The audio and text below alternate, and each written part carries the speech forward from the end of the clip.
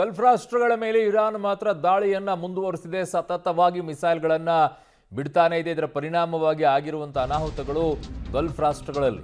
America ಸೇನಾ ನೆಲೆಗಳ ಮೇಲೆ ಇರಾನ್ನಿಂದ ಈಗ ದಾಳಿ ಮುಂದುವರೆದಿದೆ. ಕುವೈತ್ನ ರಾಯಭಾರಿ ಕಚೇರಿಯ ಮೇಲೆ ಇರಾನ್ ದಾಳಿಯನ್ನ ಮಾಡಿರೋದು. ಟಾರ್ಗೆಟ್ ಮಾಡಿ ಹೊಡಿತಾ ಇದ್ದಾರೆ. ಕುವೈತ್ನಲ್ಲಿ ಅಮೆರಿಕದ F-15 ಜೆಟ್ ಪತನವಾಗಿದೆ. ಕುವೈತ್ನಲ್ಲಿ ಆಗಿರೋದಿಲ್ಲ. ಯುದ್ಧ ವಿಮಾನದಿಂದ ಪ್ಯಾರಾಚೂಟ್ ಮೂಲಕ ಪೈಲಟ್ ಜಿಗಿದಿದ್ದಾರೆ. ದೃಶ್ಯವನ್ನು ನೋಡಬಹುದು ನೀವು. ಅಮೆರಿಕದ F-15 ಅನ್ನ ಹೊಡೆದುರುಳಿಸೋದಾಗಿ ಇರಾನ್ ಹೇಳಿಕೆ ಕೊಟ್ಟಿದೆ. ಅಮೆರಿಕ ಸೇನಾ ನೆಲೆಗಳ ಮೇಲೆ ಇರಾನ್ನಿಂದ ಈಗ ದಾಳಿ ಮುಂದುವರಿತಾ ಇದೆ. ಅಮೆರಿಕ ಈಗ ಇನ್ನೊಂದು ನೋಡಿ ದೃಶ್ಯಾವಳಿಗಳು ನೋಡ್ತಾ ಇದ್ದೀರಾ. ಸೊ ಅಲ್ಲಿ F-15 ಯುದ್ಧ ವಿಮಾನದಿಂದ ಆಚೆ ಜಂಪ್ ಮಾಡಿದ್ದಾರೆ pilot and co pilot. So ಆ ದೃಶ್ಯವನ್ನ ನೋಡ್ತಾ ಇದ್ದೀರಾ. ಹೊಡೆದಾಕಿದ್ದಾರೆ, ಅದರಲ್ಲಿ ಇರಾನ್ ಹೊಡೆದಾಕಿದೆ ಅದನ್ನ. ಸೊ ಅದರಿಂದ ಪೈಲಟ್ಗಳಿಬ್ಬರೂ ಕೂಡ ಸೇಫ್ ಆಗಿ ಜಂಪ್ ಮಾಡಿದ್ದಾರೆ. ಮಗದೊಂದು ಕಡೆ ಕುವೈತ್ನ ರಾಯಭಾರಿ ಕಚೇರಿಯ ಮೇಲೂ ಕೂಡ ಇರಾನ್ ದಾಳಿಯನ್ನ ಮಾಡಿದೆ.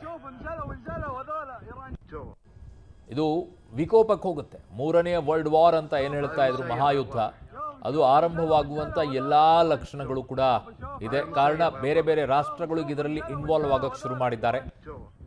ಇಸ್ರೇಲ್ ಮತ್ತು ಅಮೆರಿಕ ಇರಾನ್ ಮೇಲೆ ದಾಳಿ ಮಾಡಿದ ನಂತರ ಇರಾನ್ಗೆ ಸಾಥನ್ನ ಕೊಡ್ತಾ, ಆ ಕಡೆಗೆ ರಷ್ಯಾ ಮತ್ತು ಚೈನಾ ಕೂಡ ಇರಾನ್ಗೆ ಬೇಕಾಗಿರುವಂಥ ಶಸ್ತ್ರಾಸ್ತ್ರಗಳನ್ನು ಪೂರೈಕೆಯನ್ನ ಮಾಡ್ತಾ ಇದೆ. ಇರಾನ್ ಪರವಾಗಿ ನಿಂತ್ಕೊಂಡಿದ್ದಾರೆ. ಲೆಬನಾನ್ ಕೂಡ ಈಗ ಇರಾನ್ ಪರವಾಗಿ ನಿಂತ್ಕೊಂಡಿದೆ. ಹಾಗಾಗಿ ಎಲ್ಲಾ ರಾಷ್ಟ್ರಗಳು ಕೂಡ ಈಗ ಅಖಾಡಕ್ಕಿಳಿತಾ ಇವೆ. ಗಲ್ಫ್ ರಾಷ್ಟ್ರಗಳ ಮೇಲೆ ಇರಾನ್ ದಾಳಿಯನ್ನ ಮಾಡಿರೋದ್ರಿಂದ ಆ ರಾಷ್ಟ್ರಗಳು ಯಾವ ರೀತಿಯಾಗಿ ತಿರುಗಿ ಬೀಳುತ್ತೆ ಅನ್ನೋದನ್ನ ನೋಡಬೇಕಾಗಿದೆ. ಅಲ್ಲಿ ಮೊದಲೇ ಮುಸ್ಲಿಂ ರಾಷ್ಟ್ರಗಳಲ್ಲಿ ಇದ್ದಿದ್ದು ಶಿಯಾ ಮತ್ತು ಸುನ್ನಿಯ ನಡುವೆ ಫೈಟ್ ನಡೀತಾ ಇದ್ದಿದ್ದು. ಇರಾನ್ ಪೂರ್ಣ ಪ್ರಮಾಣದಲ್ಲಿ ನಿಮಗೆ ಶಿಯಾ ರಾಷ್ಟ್ರ ಆಗಿದ್ದು. ಸೊ ಹಾಗಾಗಿ ಇನ್ನುಳಿದಂಥ ಗಲ್ಫ್ ರಾಷ್ಟ್ರಗಳಲ್ಲಿ ಸುನ್ನಿ ಪ್ರಾಬಲ್ಯ ಜಾಸ್ತಿ ಇದೆ. ಹಾಗಾಗಿ ಎರಡೂ ಆ ತಿಕ್ಕಾಟಗಳು ಹಾಗೆ ಮುಂದುವರೆದಿತ್ತು. ಬಟ್ ಈಗ ಅದು ಒಂದು ಹಂತಕ್ಕೆ ವಿಕೋಪಕ್ಕೆ ಹೋಗ್ಬಿಟ್ಟಿದೆ. ಸೊ ಅಮೆರಿಕಾಗೆ ನೀವೆಲ್ಲ ಬೆಂಬಲ ಕೊಡ್ತಾ ಇದ್ದೀರಾ ಅಂತ ಹೇಳಿ ನೇರವಾಗಿ ಅಖಾಡಕ್ಕೆ ಇಳಿದ್ಬಿಟ್ಟಿದೆ. ನಾನು ಸತ್ರು ಚಿಂತೆ ಎಲ್ಲ ನಿಮ್ಮನ್ನು ಹೊಡೆದೇ ಹಾಕ್ತೀನಿ ಅನ್ನೋ ಮಟ್ಟಕ್ಕೆ ಇರಾನ್ ಹೋಗ್ಬಿಟ್ಟಿದೆ. ಹಾಗಾಗಿ ಮನಸ್ಸೋ ಇಚ್ಛೆ ಆಗಿ ಹೊಡೆದಾಡುವಂಥ ಪರಿಸ್ಥಿತಿ ಬಂದು ತಲುಪಿದೆ. ಮನಸ್ಸೋ ಇಚ್ಛೆಯಲ್ಲಿ ಮಿಸೈಲ್ಗಳನ್ನು ಹಾರಿಸ್ತಾ ಇದ್ದಾರೆ. ಟಾರ್ಗೆಟ್ ಮಾಡಿ ಎಲ್ಲಿ ಉಡಾಯಿಸಬೇಕು ಅಲ್ಲಿ ಉಡಾಯಿಸುವಂಥ ಕೆಲಸವನ್ನು ಮಾಡ್ತಾ ಇದ್ದಾರೆ. ಮುಂಚೆನೇ ಹೇಳಿದರು, ನಾವು ಹೊಡಿತೀವಿ, ಅಮೆರಿಕಾದ ಎಲ್ಲೆಲ್ಲಿ ಜಾಗಗಳಿದ್ದಾವೆ, ಸೇನಾ ನೆಲೆ ಆಗಿರ್ಬೋದು, ವಾಯುನೆಲೆ ಆಗಿರ್ಬೋದು, ನೌಕಾನೆಲೆ ಆಗಿರ್ಬೋದು, ಅವುಗಳನ್ನೆಲ್ಲ ಹೊಡೆದು ಹಾಕ್ತೀವಿ ನಾವು. ಅಮೆರಿಕದ ಯಾವುದೇ ಇರಲಿ, ಕಟ್ಟಡಗಳೇ ಇರಲಿ, ಅವನ್ನ ಹೊಡೆದು ಹಾಕ್ತೀವಿ ಅಂಥೇಳಿ. ಅಮೆರಿಕ ಸ್ವಲ್ಪ ದೂರದಲ್ಲಿರೋದ್ರಿಂದ ಹೊಡೆಯೋಕ್ಕಾಗ್ತಿಲ್ಲ. ಹಾಗಾಗಿ ಇಲ್ಲಿ ಸುತ್ತಮುತ್ತಲೆಲ್ಲ ಹೊಡಿತಾ ಇದ್ದಾರೆ. ಅದು ಏನಾದರೂ ಹತ್ತಿರದಲ್ಲಿ ಇದ್ದಿದ್ರೆ ಅಮೆರಿಕನೂ ಕೂಡ ಅದೇ ರೀತಿಯಲ್ಲಿ ಹೊಡಿತಾ ಇದ್ರೇನೋ ಗೊತ್ತಿಲ್ಲ. ಒಟ್ಟಿನಲ್ಲಿ ಏನೋ ಮಾಡ್ತಾರೆ ಇರಾನ್, ನೇರವಾಗಿ ಹೇಳಿದ್ದಾರೆ. ಸೊ ಈಗ ಸದ್ಯಕ್ಕಂತೂ F-15 ಅನ್ನ ಹೊಡೆದಾಕಿರೋದ್ರಿಂದ ಅದರಲ್ಲಿರುವಂತಹ ಪೈಲಟ್ಗಳು ಜಂಪ್ ಮಾಡಿದ್ದಾರೆ. ನೋಡ್ತಾ ಇದ್ದೀರಾ ದೃಶ್ಯಾವಳಿಗಳಲ್ಲಿ. ತಮ್ಮನ್ನು ತಾವು ರಕ್ಷಣೆಯನ್ನ ಮಾಡಿಕೊಂಡಿದ್ದಾರೆ. ಪ್ಯಾರಾಚೂಟ್ ಮೂಲಕವಾಗಿ ಜಂಪ್ ಮಾಡಿಕೊಂಡಿದ್ದಾರೆ.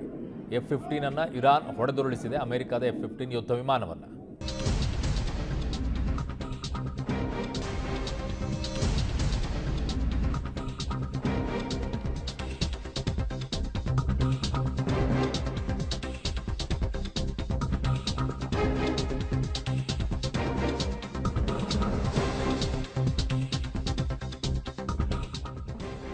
ಕುವೈತ್ನಲ್ಲಿ ಅಮೆರಿಕದ ಫೈಟರ್ ಜೆಟ್ ಉಡೀಸಾಗಿದೆ. ಫೈಟರ್ ಜೆಟ್ ಪತನವಾಗಿರುವ ಬಗ್ಗೆ ಕುವೈತ್ ಅಧಿಕೃತವಾದಂಥ ಮಾಹಿತಿಯನ್ನು ಹಂಚಿಕೊಂಡಿದೆ. ವಿಮಾನ ಪತನದಲ್ಲಿ ಯಾವುದೇ ಸಿಬ್ಬಂದಿಗೆ ಹಾನಿಯಾಗಿಲ್ಲ. ಅವರಿಬ್ಬರೂ ಕೂಡ ಸೇಫ್ ಆಗಿದ್ದಾರೆ. ಅಮೆರಿಕದ ಹಲವು ಜೆಟ್ ಪತನದ ಬಗ್ಗೆ ಈಗ ಮಾಹಿತಿಯನ್ನ ಕೊಡ್ತಾ ಇದ್ದಾರೆ. ಕುವೈತ್ನಲ್ಲಿ ಈಗ ಹೊಡೆದಾಕಿರುವಂಥದ್ದು F-15 ಯುದ್ಧ ವಿಮಾನವನ್ನು ಹೊಡೆದಾಕಿರುವಂಥ ದೃಶ್ಯವನ್ನು ನೋಡ್ತಾ ಇದ್ದೀರಾ. ಕುವೈತ್ನಿಂದ ಬರ್ತಾ ಇರುವಂಥ ಮಾಹಿತಿ ಇದು. ಅಮೆರಿಕದ ಫೈಟರ್ ಜೆಟ್ ಉಡೀಸಾಗಿದೆ. ಅಲ್ಲಿರುವಂಥ ಪೈಲಟ್ಗಳು ಸೇಫ್ ಆಗಿ ಜಂಪ್ ಆಗಿದ್ದಾರೆ.